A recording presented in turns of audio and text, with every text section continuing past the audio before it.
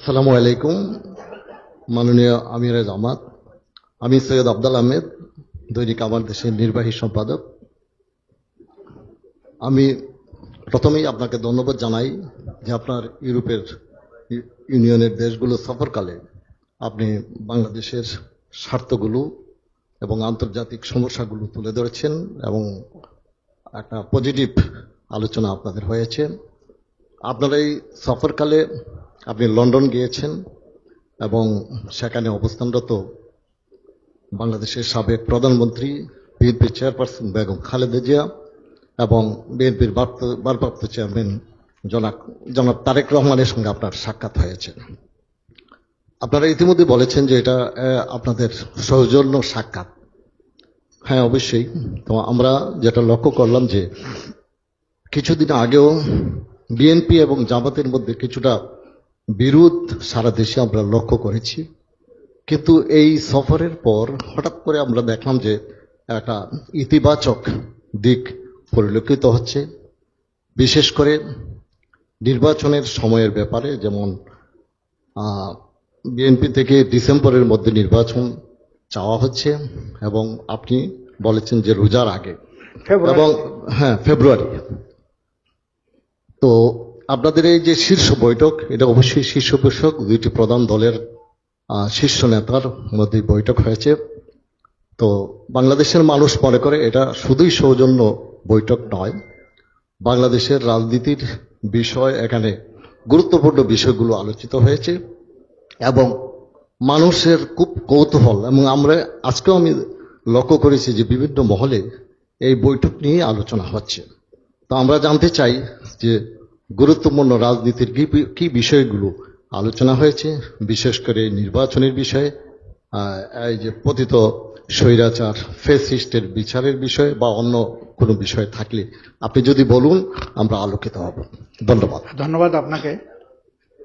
আপনি স্মরণ করিয়ে দিয়েছেন, আমি আগেই বলেছিলাম যে ইউরোপ মানে বেলজিয়ামের সফর শেষ করে আমরা ইউকেতে গিয়েছিলাম 3 দিনের জন্য। আপনারা জানেন সবাই যে বাংলাদেশে ফ্যাসিস্ট আমলে রাজনৈতিক সকল দলই ছিল নির্যাতিত এবং সারা জনগণ ছিল নির্যাতিত।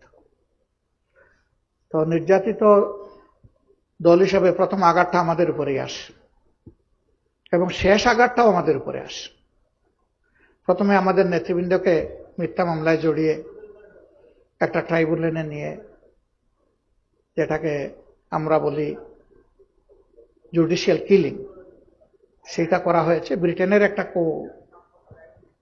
অ্যাপেক্স কোর্ট এই সংক্রান্ত একটা রায় দিয়ে বলেছে it was a genocide of the justice.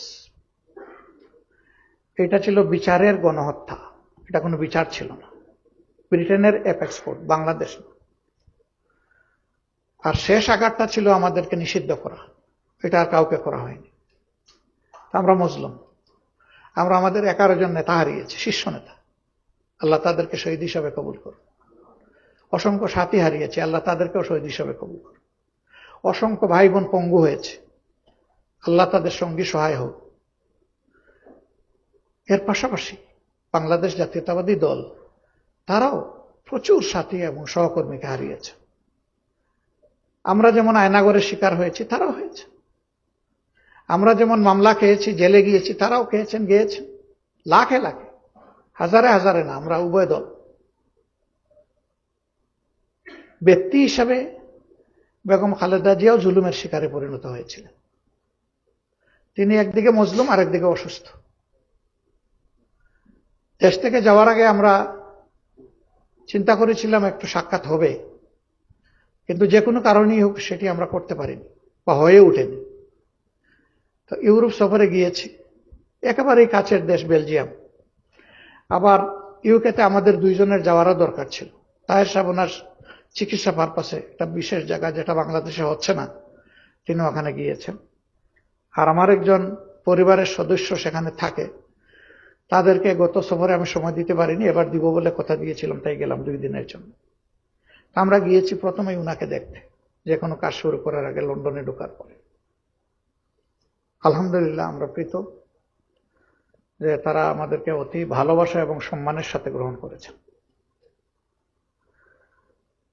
আমাদের মূল উদ্দেশ্যই ছিল ওনাকে দেখা, কিন্তু যেহেতু তিনি অবস্থান করছেন তার বড় সন্তান দলের ভারপ্রাপ্ত চেয়ারম্যানের বাসায়, সেই কারণে তিনিও থাকবেন, এটি স্বাভাবিক।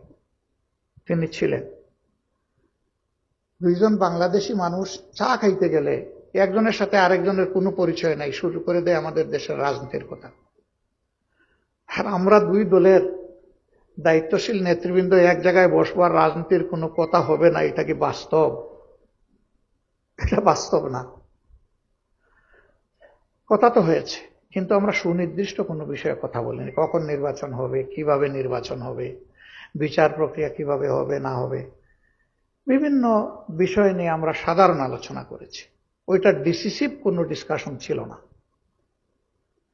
আর যেটা বলেছেন রাজনীতিতে দুই দলের বিরোধ, যদি আপনি মার্কিন যুক্তরাষ্ট্রের গত নির্বাচনের দিকে তাকান তাইলে এটা কোনো বিরোধী না। সেখানে বাকযুদ্ধ তো হয়েছে আরো প্রচন্ড, কিন্তু ইলেকশন হয়ে যাওয়ার পরে হ্যান্ডশেক।